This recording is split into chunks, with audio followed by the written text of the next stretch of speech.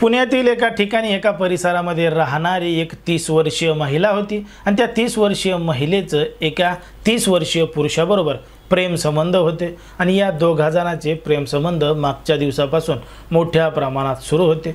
मग अशाच पद्धतीने एक दिवस त्या महिलेने त्या पुरुषाला फोन केला आणि सांगितलं मला घरी भेटायला ये, घरी कोणी सुद्धा नाही।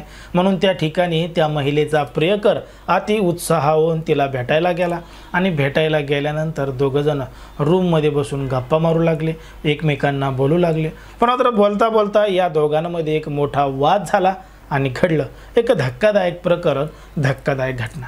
नेमकं काय आहे संपूर्ण प्रकरण, कुठं घडली ही घटना हे आपल्याला अगदी सविस्तरपणे बघायचं आहे। पण जर तुम्ही अजूनही आपलं चॅनल सबस्क्राइब केलं नसेल तर लगेचच सबस्क्राइब करून घ्या आणि बाजूला असणाऱ्या बेल नोटिफिकेशनला सुद्धा ऑन करायला विसरू नका।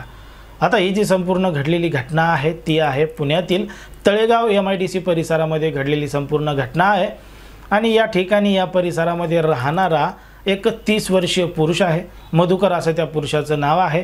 तर त्याच परिसरामध्ये राहणारी एक 30 वर्षीय महिला आहे आणि त्या महिलेचं नाव संध्या आहे। आता हे दोघं जण सुद्धा एकाच ठिकाणी काम करत होते आणि काम करून आपला उदरनिर्वाह करत होते आणि अशा पद्धतीने काम करत असताना दोघांची एकमेकांसोबत ओळख झाली। सुरुवातीला ओळख झाली, ओळखीचं रूपांतर मैत्रीमध्ये आणि मैत्रीचं रूपांतर प्रेमामध्ये झालं होतं। आता तो जो मधुकर आहे तो मूळचा छत्तीसगड राज्यामधला होता आणि तो तिकडून कामधंद्यासाठी या परिसरामध्ये आलेला होता आणि या ठिकाणी येऊन त्याची ओळख संध्या नावाच्या महिलेसोबत झाली होती। ती मात्र मूळची पुणे जिल्ह्यातीलच होती। अशा पद्धतीने दोघा जणांचे प्रेम संबंध निर्माण झाले होते आणि प्रेम संबंध निर्माण झाल्यानंतर त्यांच्यामध्ये अनेक वेळा दोघांमध्ये वेगवेगळ्या पद्धतीने सगळं काही घडलं होतं। पण मात्र मागच्या काही दिवसांमध्ये या दोघांमध्ये एक वाद निर्माण झाला होता। हे दोघं जण एकमेकांसोबत बोलत नव्हते, एकमेकांसोबत भांडत होते आणि यांचं वागणं चालणं हे मोठ्या प्रमाणात बदललेलं होतं। मग आता काय करावं काय नाही हे दोघांना सुद्धा समजत नव्हतं, कारण की यांचे वादच मोठ्या प्रमाणात वाढले होते। मग एक दिवस हे वाद मिटवायचे म्हणून त्या महिलेनं त्या पुरुषाला फोन केला आणि सांगितलं मला घरी भेटायला आहे, आज घरी कोणी सुद्धा नाही आणि भेटायला आल्यावर तुझी चांगली सोय करते। आता असं म्हणल्यानंतर तो पुरुष त्या महिलेला भेटायला तिच्या घरी गेला आणि घरी गेल्यानंतर तिच्यासोबत बोलू लागला। पण मात्र तिच्यासोबत बोलत असताना त्याचे जे शब्द आहेत ते बोबडे बोबडे तोत्रे तोत्रे येत होते, कारण की तो त्या ठिकाणी दारू पिऊन आलेला होता, नशेमध्ये टुल्ल झालेला होता। मग तो नेमकं काय बोलतोय तिला समजत नव्हतं आणि ती नेमकी त्याला काय समजून सांगते हे त्याला समजत नव्हतं। अशा पद्धतीने दोघांमध्ये संवाद होत नव्हता आणि संवाद होत नव्हता म्हणून त्या ठिकाणी दोघांमध्ये त्या ठिकाणीच वाद मोठ्या प्रमाणात वाढला। वाद एवढ्या मोठ्या प्रमाणात वाढला की त्यांचा जे वाद होता तोच त्यांना मिटवायचा होता, पण मात्र वाद मोठ्या प्रमाणात वाढला। वाद एवढा मोठ्या प्रमाणात वाढला की त्या महिलेनं काय केलं, त्याच्या घरामध्ये असणारी जी बॅट आहे ती बॅट काढली आणि फटाफटा त्या पुरुषाच्या डोक्यामध्ये मारली आणि त्याचे हातपाय बांधले।